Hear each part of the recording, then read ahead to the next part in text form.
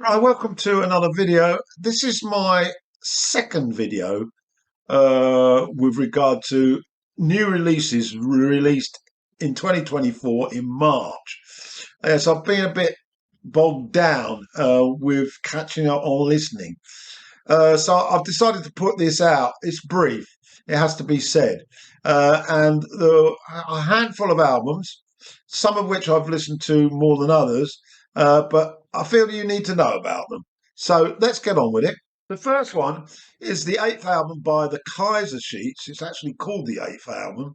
Uh, I got into them back in 2005 when I bought Employment and quite liked it. I've followed them since then, but it's hardly been prolific on the listening. And they are very much a pub-friendly type of band with sort of indie rock as their speciality. And I have to say that their albums are great when you listen to them, but within an hour you've tended to forget most of it. So with some trepidation, I downloaded this album and wondered whether this would be different. So I'm going to go through the track list and highlight a few tracks for you. The opening cut is called Feeling All Right, a bit of a glam funk sort of type album, co-written by Neil Rogers, Les Chic and David Bowie. Beautiful Girl is next up. This is definitely disco rock. Energetic indie rock jangles, I put. Track 3 is How to Dance to. How to Dance. And the title tells you all you have to know about this type of song. The Job Centre Shuffle features one hack Baker, who I don't know, injects an aggressive churning chorus into the mix to remind listeners that the Kaisers can still get gritty and bare their feet.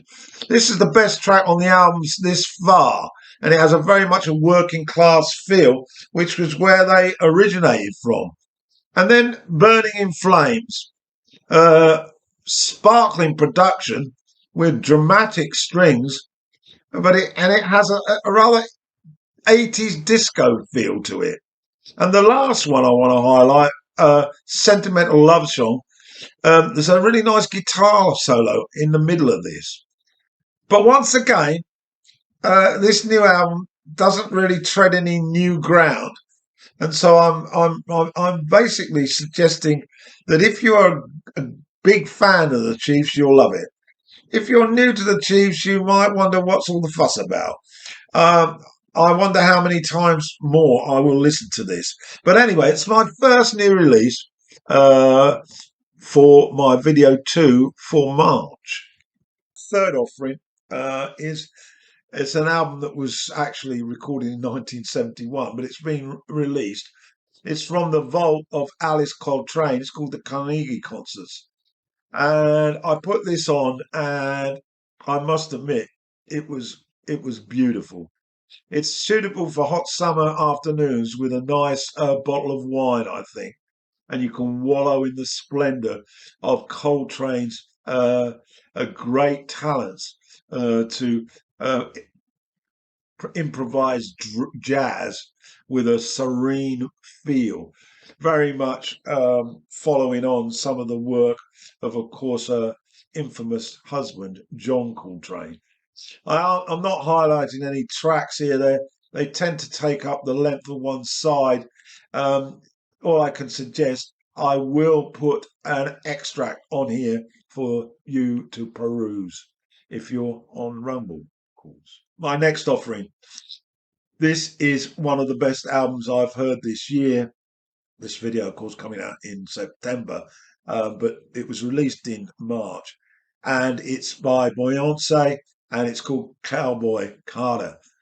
Well, you've got hip hop, funk, soul, blues, pop, rock, country, of course, called Country Carter, and world. It's an absolute melting pot of beauty, this album. There's gospel thrown in and a bit of bluegrass, Zydeco, you name it, she's touched it. She came in for a bit of a criticism doing this country album. I don't understand why. It's absolutely brilliant. And I'm going to go through some of the tracks. You can take it for granted that this is going to be in my top 10 at the end of the year. There's a tremendous opener to this called American Requiem, very powerful, before she then leads us into a cover of the Paul McCartney song Blackbird, which of course came out on the White Album. And it's a beautiful cover to a beautiful song. Then 16 Carriages, well, Protector is particularly good. There's a gorgeous rolling acoustic guitar in here, which messes with very much a gospel feel. And then there's a few segues. My Rose segues into Smoke Hour, which also has some spoken word from Willie Nelson. Texas Hold'em is a great track, very Yahoo Cowboy style.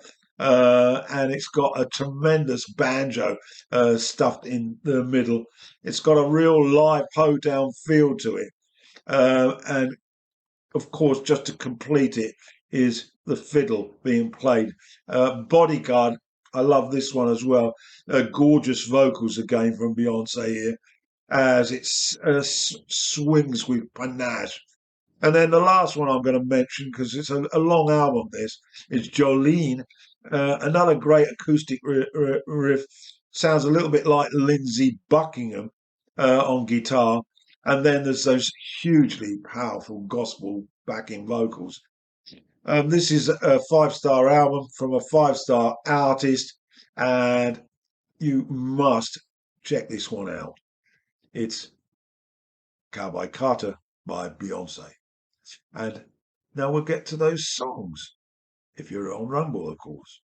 My next selection is an album by Adrianne Lenker. It's called Bright Future. Not familiar with this artist.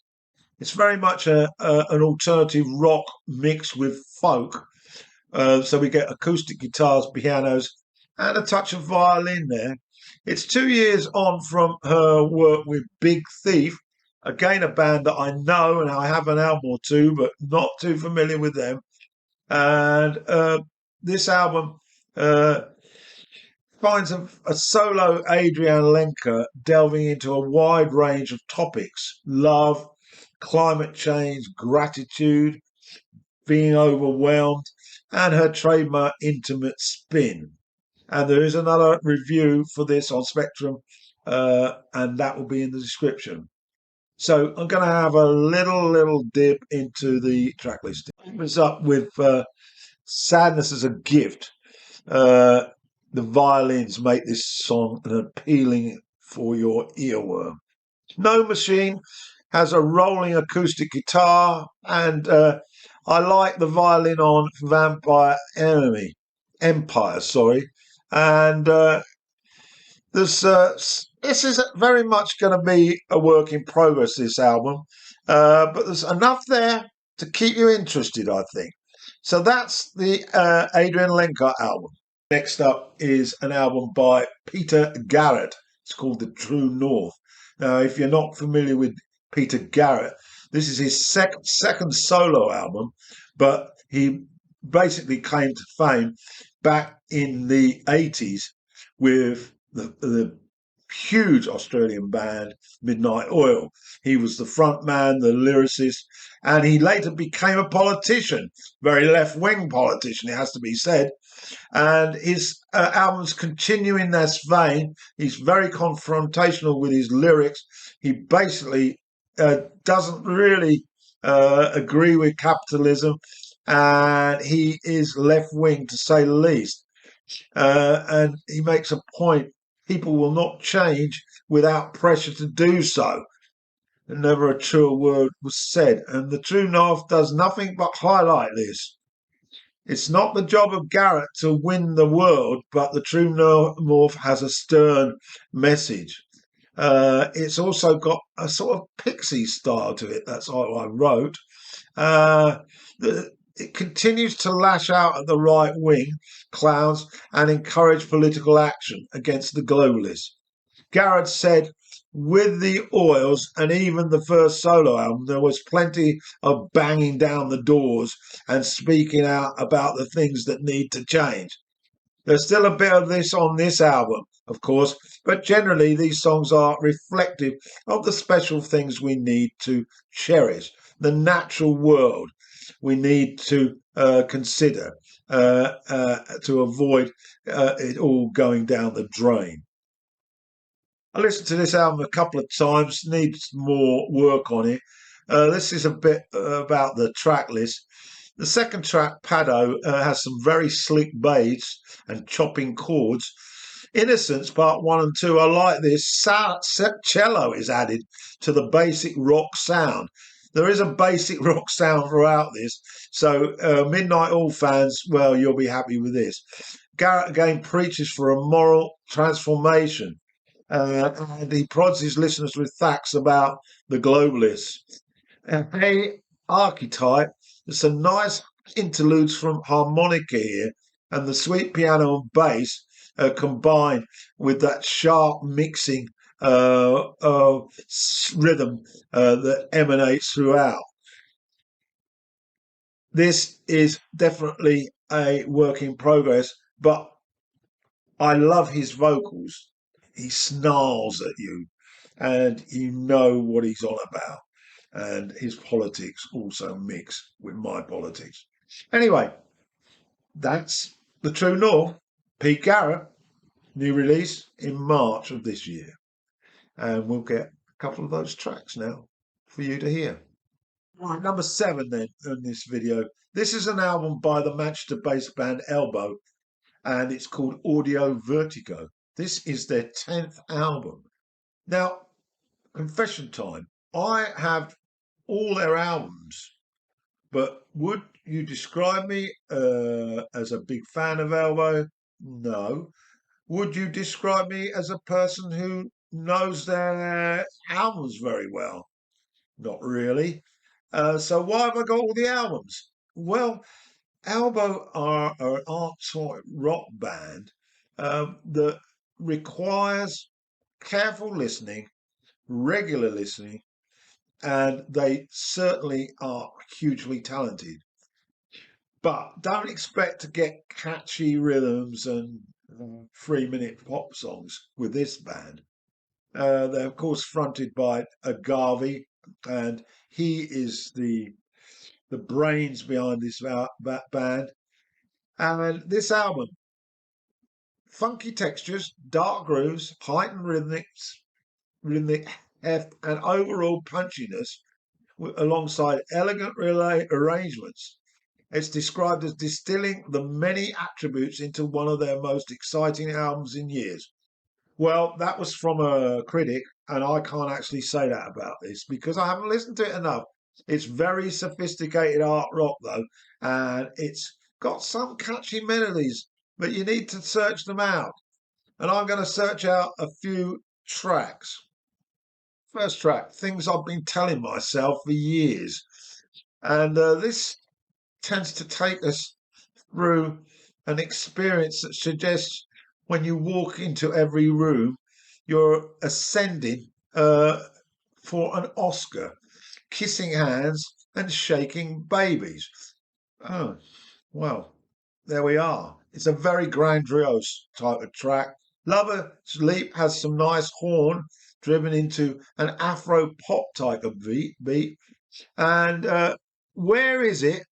Punchy percussions with a swath of keyboards that swirl around. Another track, Her to the Earth, very soulful this one. And Poker Face, it's about to get started. And then it finishes. Well, that was my comment about it. Knife Fight, there's some spacey guitar on here, and it's much more accessible than some of the other tracks.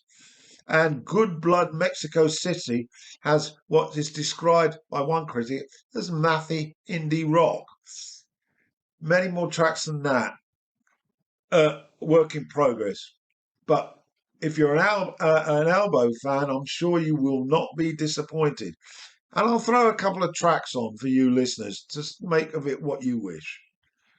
two more to go on this video. Penultimate one is Love to Constant Special. Sorry, get that right. Love to Constant Spectacle. This is by Jane Weaver, and amazingly, it's her 12th album. I I touched her a couple of years back. Very impressed with her album. I haven't gone back to the early ones, but I snapped this one up, and it's very tidy. It's about searching for joy, she says, wanting to love and feel love, then uncovering it in unusual places and in the smallest hidden things in life. It's magnified under rocks and stones, and it explores connecting with nature and your surroundings as opposed to other people, focusing on autonomy, new beginnings, and feeling bewitched. That's a quote by Jay. Thought you wanted to hear that. Right, now we're going to have a listen to the track list. Very minimal comment here. I've heard this a couple of times as well. Track 3 is Love in Constant Spectacle. Got an audacious guitar solo at the outro. Romantic Worlds, which is track 8, has wavy synth lines and warp surf guitars. And the track before, Happiness in Proximity, is very much mood music. There's a lot of synthesized pieces on here, sound bites, and I sense that this is pretty good stuff. Anyway, that's Jane Weaver, and again, tracks to follow. The last one on this video is an album called Atavista, and it's by Childish Gambino. Luckily for anyone who likes their pop stars weird and unpredictable, this is for you. In 2020, he released a record called 3-15-20, an expansive, mind-bending trip. And over 2 years, Glover, who uses the moniker Childish Gambino, tweaked the structures on that album, and the end result was a collision between Outkast, David Bowie, Sly and the Family Stone, and Prince. And so he then decided to re-release the record, the 3-15-20, and give it a different name. And that's what we've got, Atavista. And the new mix is, well, I was pretty impressed by it. Yeah, if you like Prince, an amalgam with soul, R&B, funk, pop, this guy Glover offers challenging albums that grow with repeated listens. So I'm going to give you a bit of the track list now and a few comments on them. Atavista, the opening cut has a prog rock sort of feel to it. Algorithm is where Childish Gambino takes on a growl robo rap feel to the vocals. The third track, Time, is very spacey, and Pisalosiba, Millennial Love. I love this track. It's a 7-minute drug trip, seduction type of track. And 5, To Be Hunted, has some stomping synths and very Prince-like, it has to be said. Sweet Thing is also idyllic, very much like Prince Resurrected, thank goodness. And then track 7, Littlefoot Bigfoot, has some a harrowing tale of a drug dealer, and it's got a bit of a stomp with vocals. There's gospel harmonies thrown here, plus a bit of rap. Yeah, it's hard work listening to this because there's so much going on. Why Go to the Party is just a segue, which leads to Human Sacrifice. This is very spacey R&B, and it's got an Afro rhythm to it. And I could go on. Track 10, The Violence. I heard Stevie Wonder's footprints on this synth rock, gentle rhythmic stuff, and very tasteful lyrics. So there we have it. Atavista, Chinese Childish Gambino. That's the last of the videos, last of the albums on this video. And of course, there will be some audio from that Childish Gambino track for those listening on Rumble. That's my lot for this video. Thanks for listening. Take care.